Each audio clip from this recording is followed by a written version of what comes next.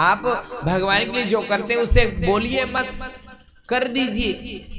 और कई लोग क्या होते हैं महाराज कि जो करते हैं वो गिनते जाता है, कहते जाता है कि हमने ये किया, हमने वो किया। आप करो और भूल जाओ कि हमने ये किया, क्योंकि अगर आपने बोल दिया तो फिर वो भक्ति नहीं की, आप अपने समय की कीमत चुका रहे।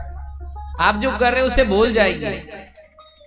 ये मत सोचिए कि सामने वाला हमें देखा है कि नहीं देखा है, कि हमें वो कर रहा है कि नहीं कर रहा है। आप सर्वप्रथम ये बात याद रखिए कि आपको कार्य करते मेरे बिहारी जी ने देख लिया है, और जब वो देख लिया, संसार को देखने वाला देख लिया, तो किसी और को देखने की आवश्यकता नहीं।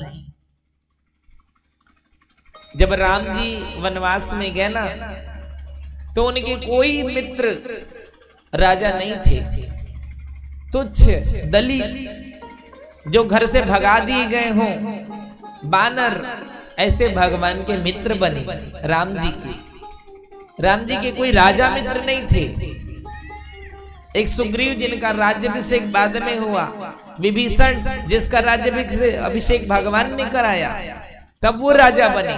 भगवान को छू लेने से ही वो धनवान हो गए। उससे पहले वो सब निर्धन थे महाराज, और भगवान को छूने के बाद ही वो धनवान हो गए। जब भगवान अयोध्या छोड़ करके जा रहे थे ना, तो वहां पर राम जी ने सबको कहा कि जितने भी नर और नारियां आई हैं वे सब अयोध्या की ओर चले जाएं। तो सब चले गए, लेकिन 14 वर्ष तक वहां किन्नर, जिनको हम किन्नर कहते हैं, किन्नर समाज वहां खड़ा रहा। भगवान देखते कि तुम यहां क्यों खड़े हो? हमने तो कहा था कि हमें विदा करने के बाद चले जाओ। तो भगवान, आपका जो आदेश था वो नर और नारियों के लिए था, और हम तो नर में ना आते हैं ना नारी में आते हैं, हम तो किन्नर हैं। भगवान ने उनकी भक्ति को स्वीकार कर लिया, कहा कि तुम जिनके घर भी जाओगी उनके हर कार्य शुभ हो जाएंगे, हर कार्य। राम जी ने वरदान दिया किन्नरों को कि जिनके घर तुम जाओगे उनके सारे कार्य शुभ हो जाएंगे। ये तुमने मेरे लिए इंतजार किया है 14 वर्ष तक, ये कोई साधारण नहीं है। ये भक्ति की कीमत मैं स्वयं नहीं चुका सकता। तो आज बधाई लूटने के लिए जहां किन्नर समाज जाता है, वहां लोग धनवान हो जाते हैं। उनकी दुआएं और बद्दुआएं दोनों सिर पर चढ़ जाती हैं। इसलिए उनको भगवान के समान पूजना चाहिए, क्योंकि उसमें एक भगवान का रूप माना गया है।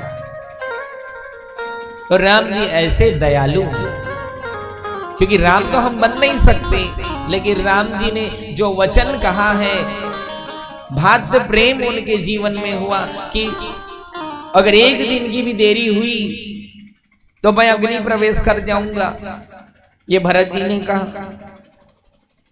हनुमान जी ने वेश धर के आया कि राम जी अयोध्या आ गए हैं। ऐसा सुना अयोध्या गए, मुझसे मिलने नहीं है, तो अपने लिए अग्नि तैयार कर रहे थे, मेरा चिता बना रहे थे। कहा कि क्या बना रहे हो? ये चिता है, इसमें आज मैं प्रवेश करने वाला हूं, क्योंकि आज राम जी के 14 वर्ष समाप्त हो रहे हैं। अगर वो आने में क्षण भर देरी करेंगे तो मैं अपने आप को अग्नि में समा लूंगा। भरत जैसा त्याग संसार में किसी ने नहीं किया।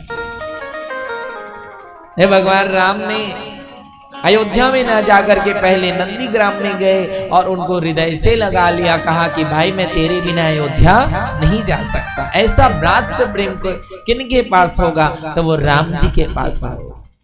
राम जी ने परिवार को जोड़ना बताया, प्रजा को अपना समझा, और प्रजा के लिए अपनी पत्नी का भी त्याग कर दिया।